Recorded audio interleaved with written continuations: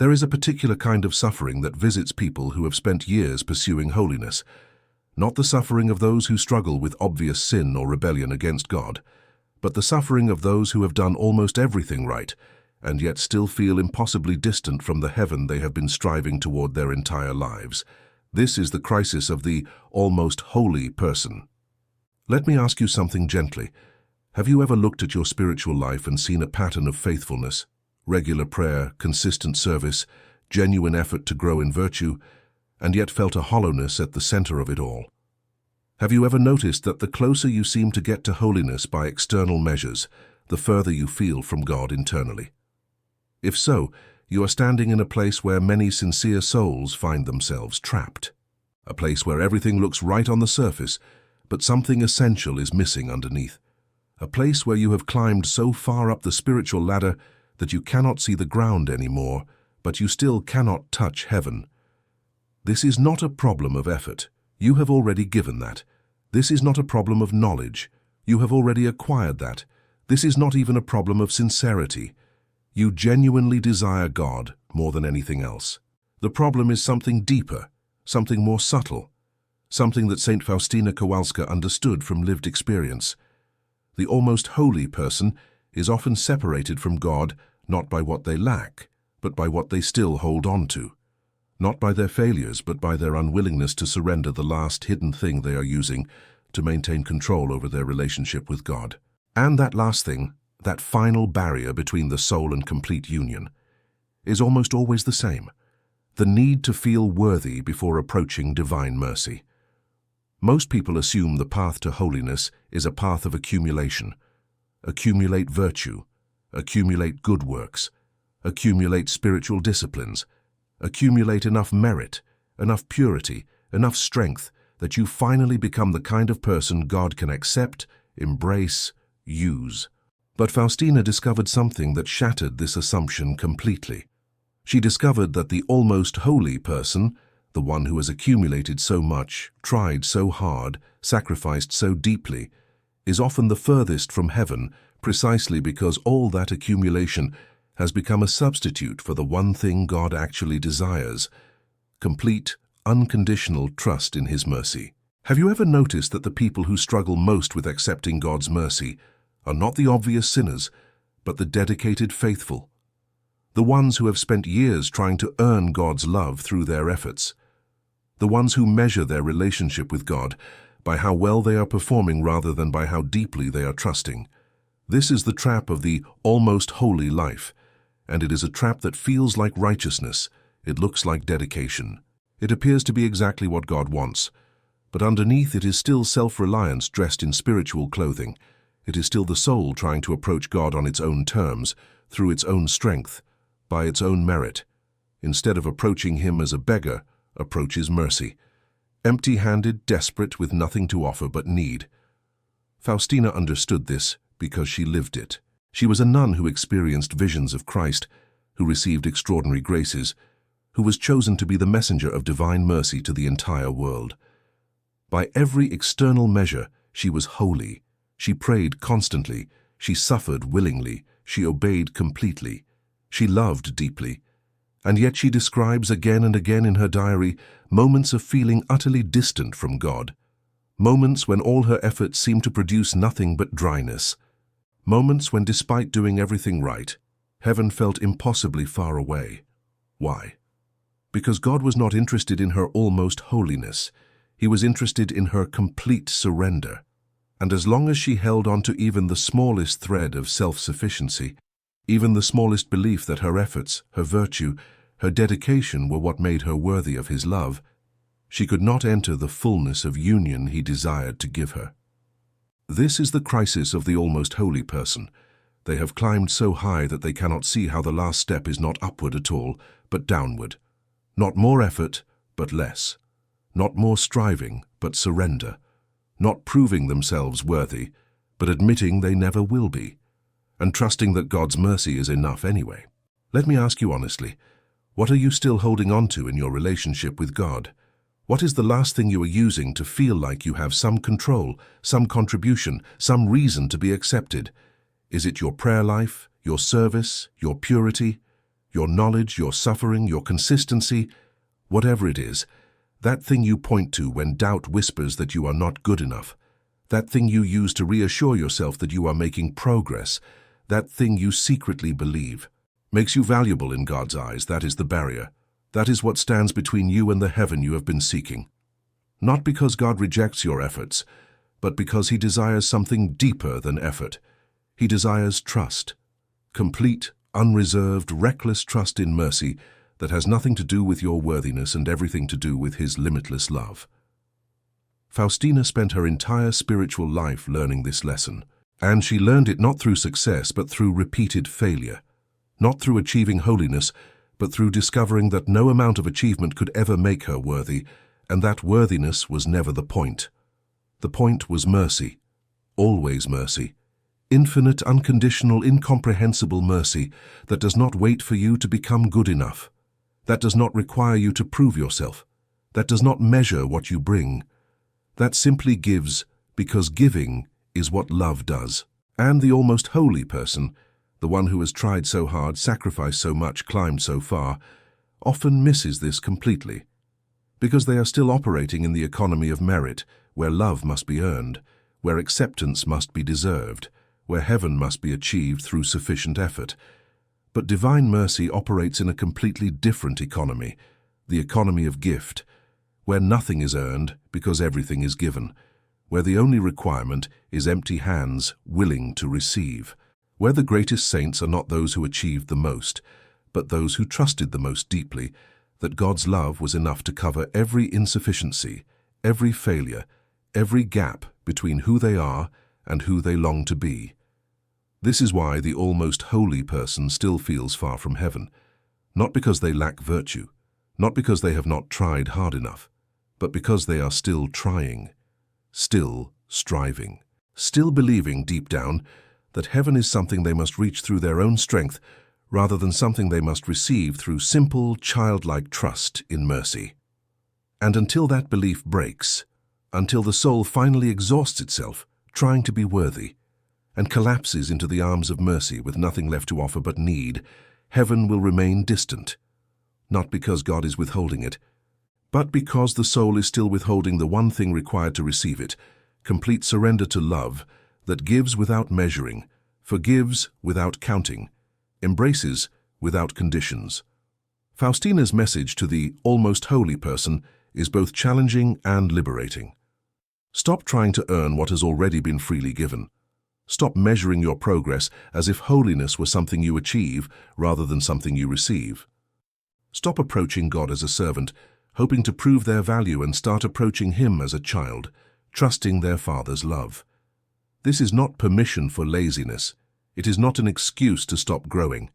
It is the invitation to grow in a completely different way, not by accumulating merit, but by deepening trust, not by becoming more impressive, but by becoming more dependent, not by proving you are worthy of heaven, but by accepting that you never will be, and that mercy makes all the difference anyway.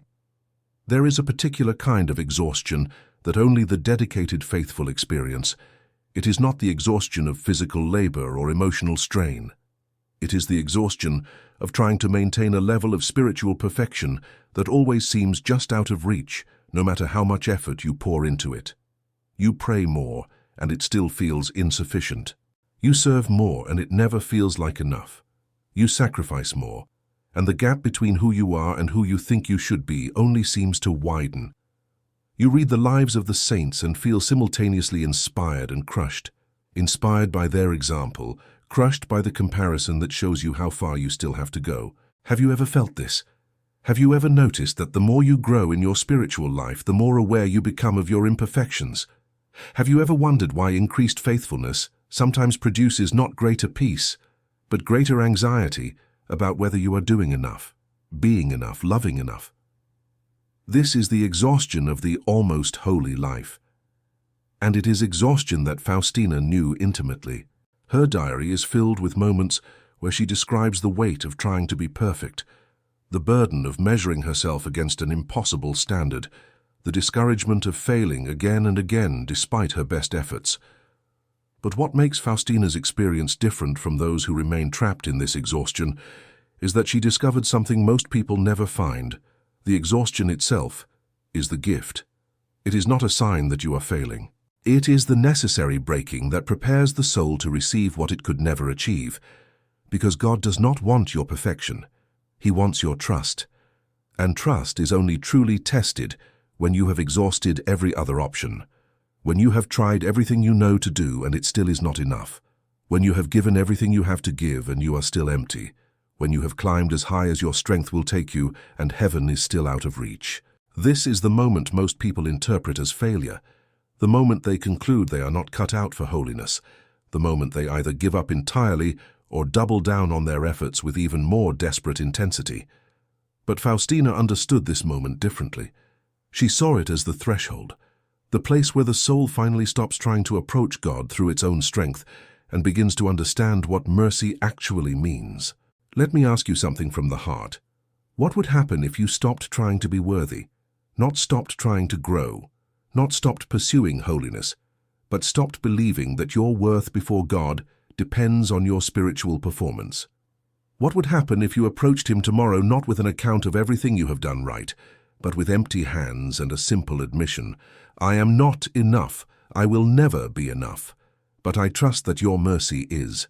This is terrifying for the almost holy person, because their entire spiritual identity is built on effort, on progress, on the belief that they are moving towards something through their dedication.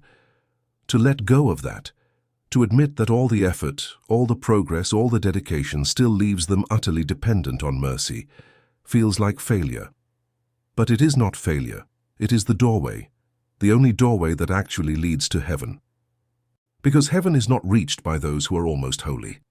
It is reached by those who have discovered that holiness is not something they achieve, but something they receive.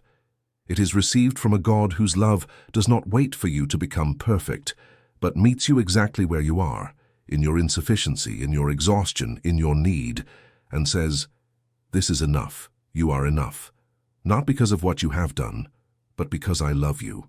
Faustina wrote in her diary, "The greater the sinner, the greater the right he has to my mercy." This statement shocks the almost holy person, because it suggests that those who have done less, tried less, achieved less, somehow have an advantage. It overturns the entire economy of merit that the dedicated faithful have been living by. But what Faustina is revealing is not that sin is good, or that effort does not matter. She is revealing that mercy operates on a completely different principle than merit. Mercy is not a reward for good behavior. It is a gift for those who know they need it. And the tragedy of the almost holy person is that they have often worked so hard at being good that they have forgotten how to need mercy. They approach God not as beggars, but as employees presenting their work for evaluation. They relate to Him not through trust, but through transaction. They measure His love by their performance rather than by His character. This is why they feel far from heaven, not because heaven is far, but because they are approaching it from the wrong direction entirely. They are trying to climb to it when it is actually descending to them. They are trying to earn it when it is being freely given. They are trying to prove themselves worthy when worthiness was never the requirement. The requirement has always been trust. Simple, childlike, unreserved trust in a love that gives not because you deserve it, but because giving is what love does. A mercy that does not measure your progress or grade your efforts or wait for you to meet some threshold of acceptability before it embraces you. And this trust is hardest for the almost holy person, not because they lack faith, but because their entire spiritual life has been built on the opposite principle, that love must be earned, that acceptance must be deserved, that you must make yourself worthy before God will truly receive you.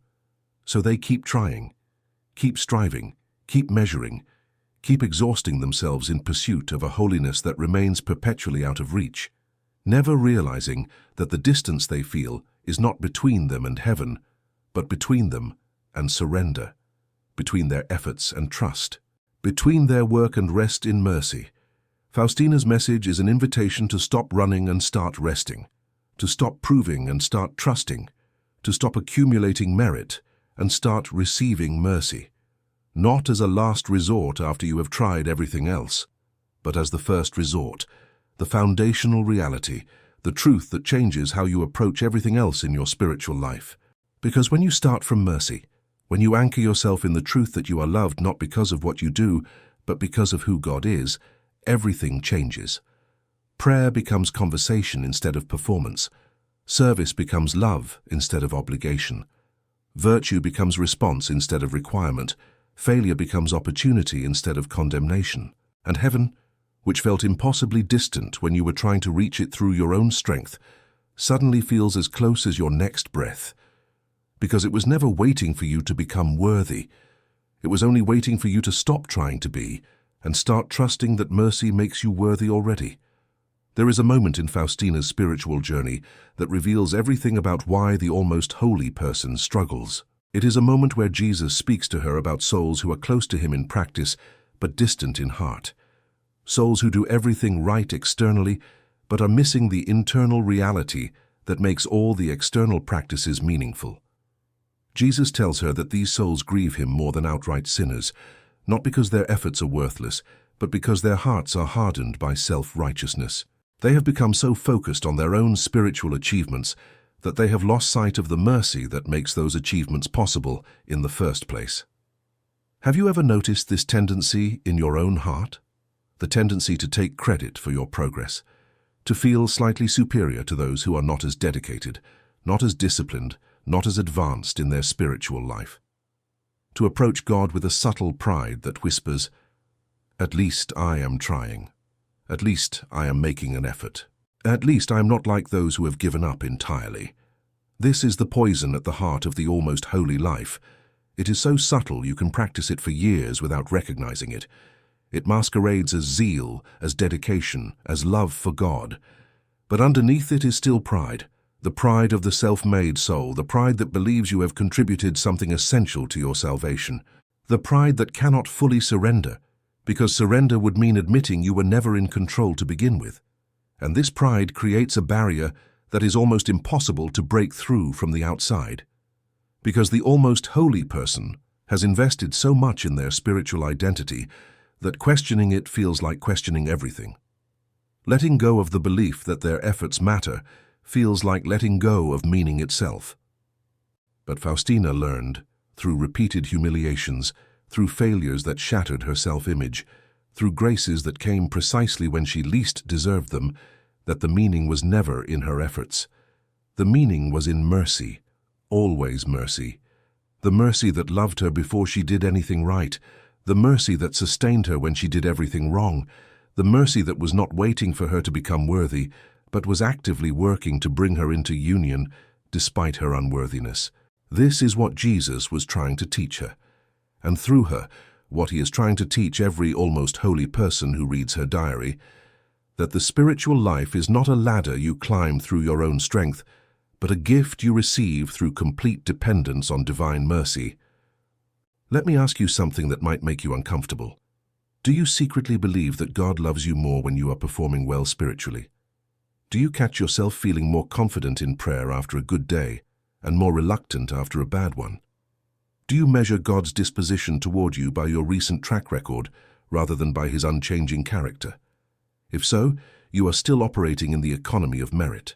You are still relating to God as if his love were conditional on your performance.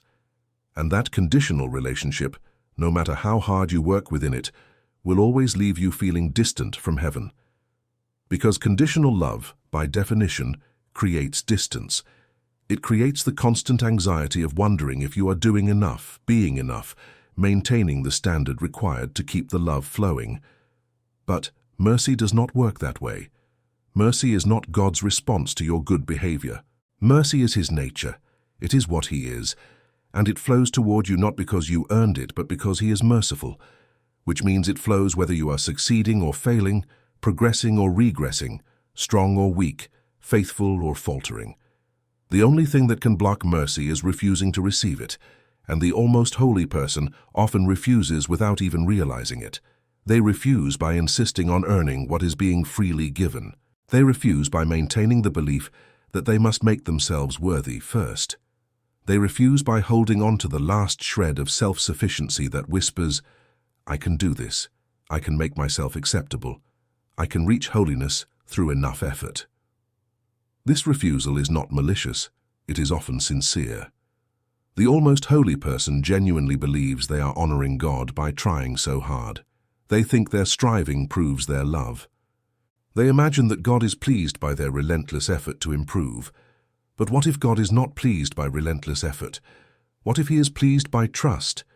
What if all the striving, all the effort, all the self-improvement projects are actually obstacles to the relationship He desires? A relationship built not on what you do for Him, but on what He has already done for you.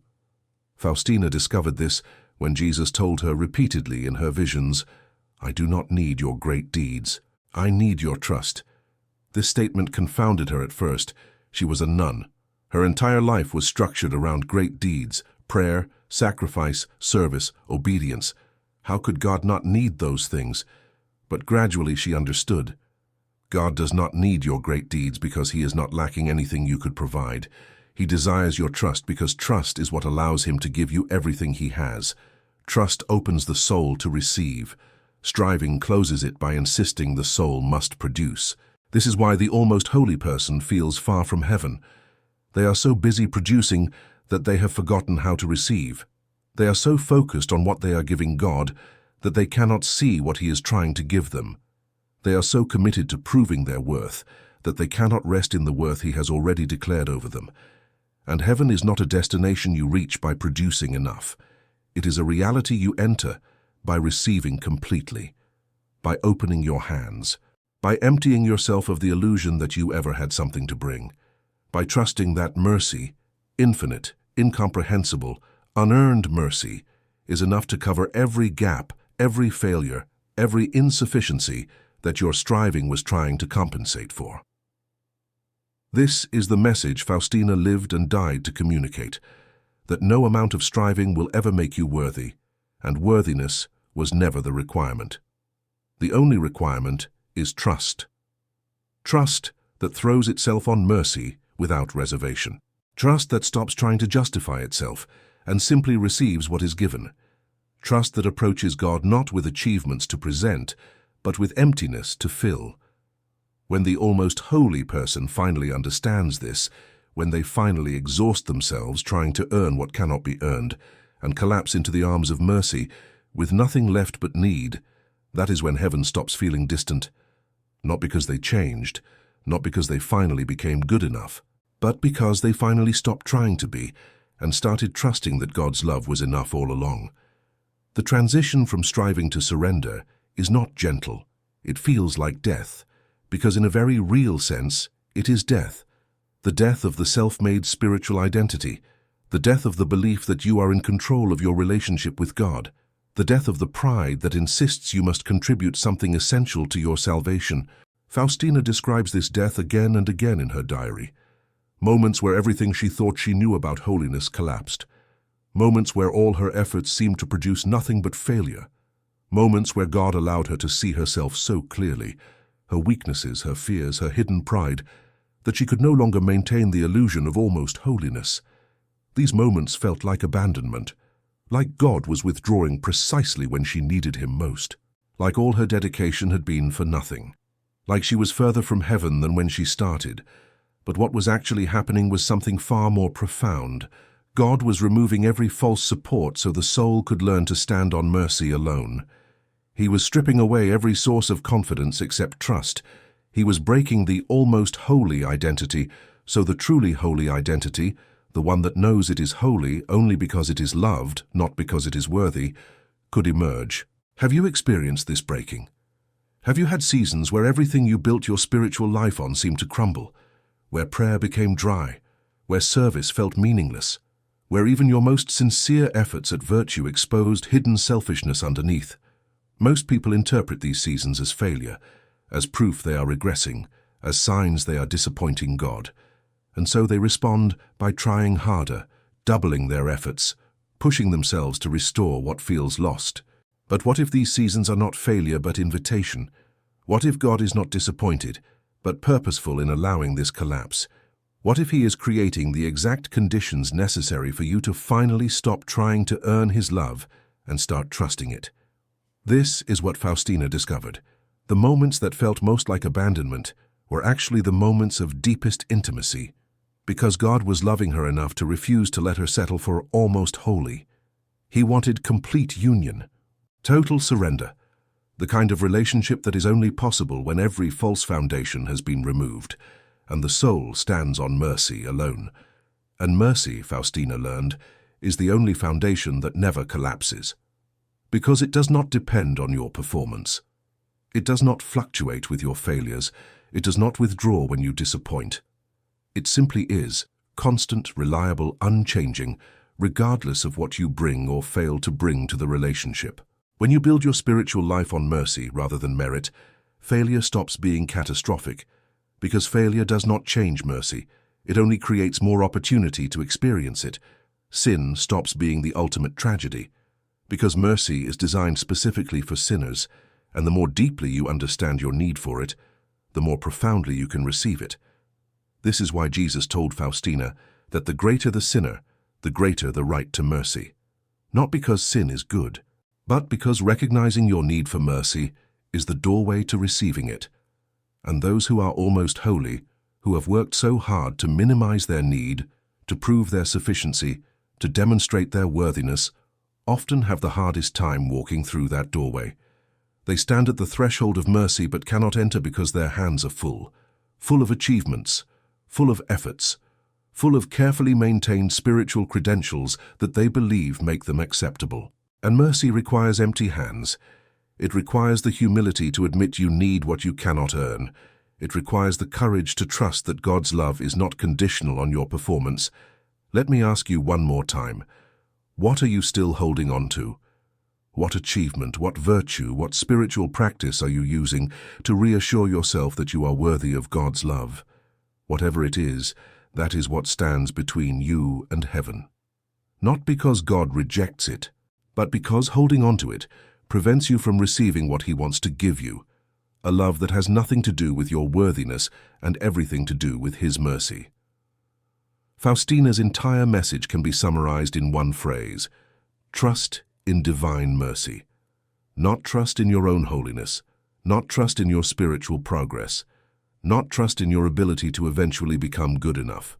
Trust in mercy, the mercy that loved you before you did anything right and will continue loving you after you do everything wrong. This trust is what transforms the almost holy person into a saint. Not more effort, not greater achievement, not finally reaching some threshold of perfection. Just trust.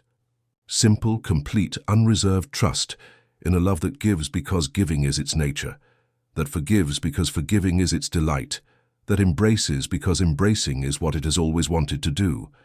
And when that trust becomes the foundation, when you stop trying to earn and start receiving, when you stop proving and start trusting, when you stop measuring your worth by your performance and start resting in the worth God has already declared over you, heaven stops feeling distant. Not because you changed location, but because you finally arrived at the only place where heaven has ever been, in the heart of divine mercy, where you are loved not for what you do but for who you are, where you are accepted not because you are worthy, but because love Himself has made you worthy through the gift of Himself. This is why the almost holy person feels far from heaven. They are standing at the door but cannot enter, because they are still trying to pick the lock with their own efforts. They have not yet discovered that the door has been open all along, that mercy has been waiting, that heaven has been as close as their willingness to stop striving and start trusting. And the moment they finally let go, the moment they release their grip on self-sufficiency and fall into the arms of mercy with nothing to offer but need, they discover what Faustina discovered, that they were never far from heaven at all. They were only far from surrender. And surrender is not distance, it is arrival. The arrival at the place where the almost holy person finally becomes what they have been seeking all along. A beloved child resting in the Father's embrace, holy not because they achieved it, but because mercy makes them so. Home, not because they climbed high enough, but because they trusted deeply enough to let mercy carry them all the way.